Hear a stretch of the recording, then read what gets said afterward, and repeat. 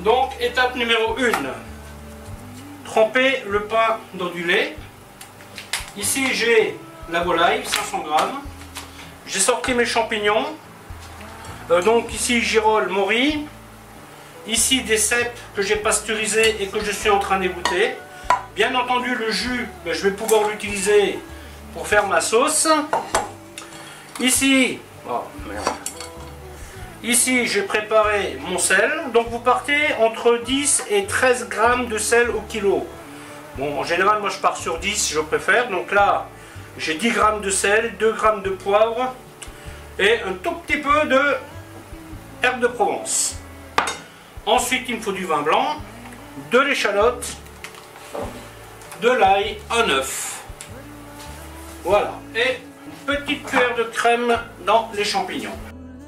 Les échalotes, on les coupe assez fines pour éviter d'avoir des gros morceaux dans la farce.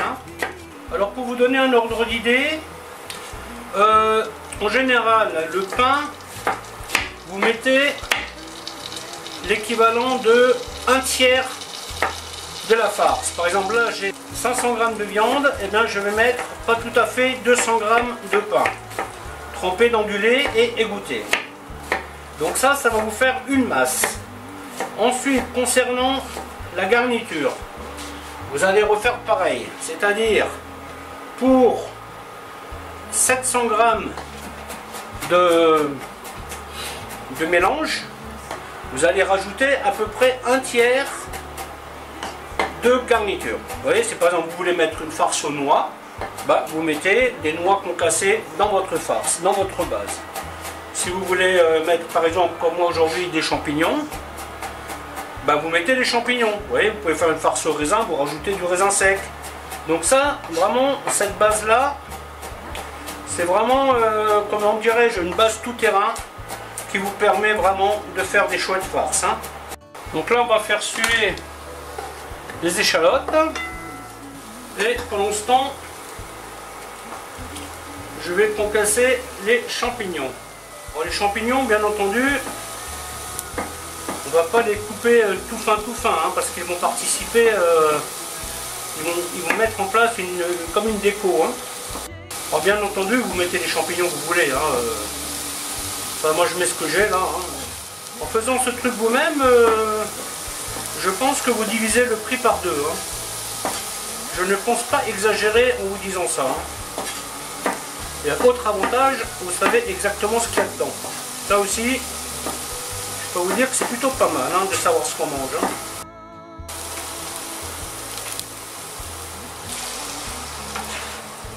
On commence par la garniture là, parce qu'il faut qu'elle soit froide. Donc on va faire ça. Et après on va faire le reste. Et on commence par la farce, comme ça, dès que vous avez désossé votre volaille, vous pouvez la farcir tout de suite. Donc là, je ne mets pas de sel, parce que les champignons sont compris dans la masse, vous voyez. Ils font partie du poids total. Donc le sel, je l'ai à côté. Donc faites bien revenir tout ça.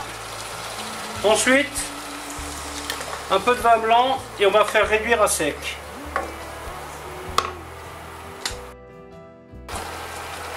On égoutte bien le pain. Voilà, j'ai du pain de mie que j'ai acheté sans croûte, mais vous pouvez prendre le pain que vous voulez. Évitez juste de mettre la croûte dedans. Bon, alors on fait attention aux champignons, on fait bien réduire, mais évidemment on ne les brûle pas. Donc là je vais baisser mon feu.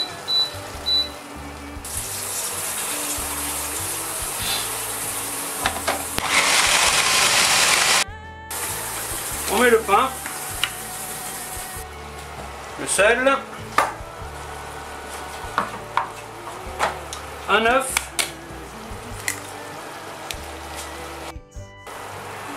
dans les champignons, on va y mettre une cuillère de crème.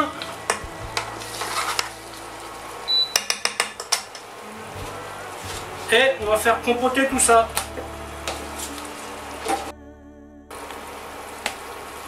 On fait bien tourner, hein. Alors si vous en avez trop de la farce, c'est vraiment pas grave, hein. Vous pouvez faire un chouette truc avec. Et ça, je vous explique après. Parce que là, j'en aurai beaucoup de trop, hein. Il y a de quoi faire au moins 2 poulets farcis, là, peut-être même 3. Hein. Les champignons, vous voyez, on les laisse compoter tranquillement. Là, c'est pas encore bon. Hein. Ensuite, on va la faire jolie, hein, cette farce. Donc là, j'ai déjà mis de la ciboulette. Les champignons, vous voyez, ils sont compotés. On va laisser refroidir ça. Là, j'ai des carottes qui sont déjà cuites.